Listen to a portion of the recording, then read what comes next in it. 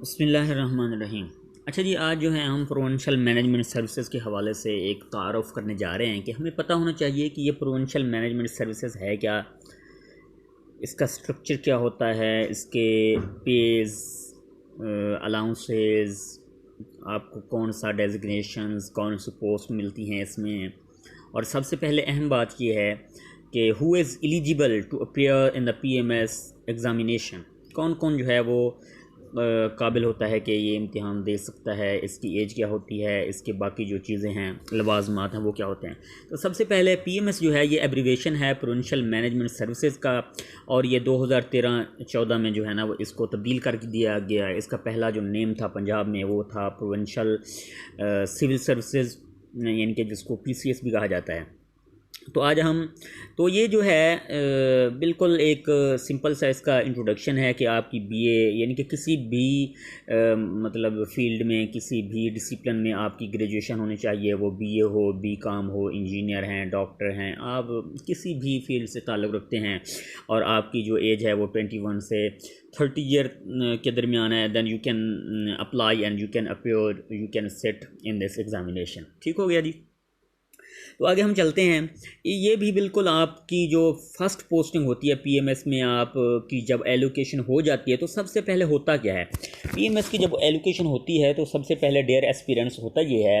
کہ آپ کو 6 مہینے کی ٹریننگ دی جاتی ہے۔ ٹھیک ہو گیا جی۔ اب اس کا ایک انسٹیٹیوشن ہے، وہاں آپ کو 6 مہینے کی جو ہے نا وہ بیسکس ٹریننگ دی جاتی ہیں، جس میں آپ کو ایڈمنسٹریٹیو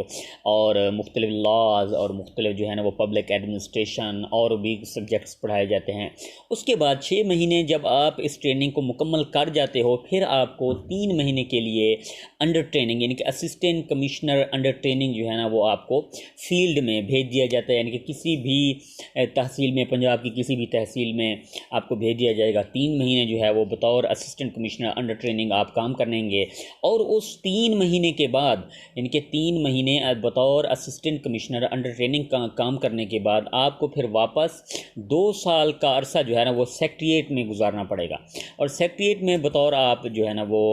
سیکشن آفیسر ہوں گے۔ سیکشن آفیسر کی ڈفرینٹ جو ہے نا وہ جابز ہوتی ہیں،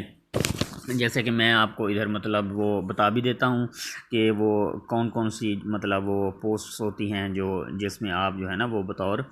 پروونشل مینجمنٹ سروسز کے سیکٹریٹ میں جو ہے نا وہ کام کر سکتے ہیں۔ ٹھیک ہے جی۔ آپ وہاں پر سیکشن آفیسر جنرل کام کر سکتے ہیں، سیکشن آفیسر مطلب وہ اکاؤنٹس کام کر سکتے ہیں، سیکشن آفیسر بجٹنگ کام کر سکتے ہیں۔ ٹھیک ہے جی۔ تو 2 سال کا عرصہ جو ہوگا وہ آپ کو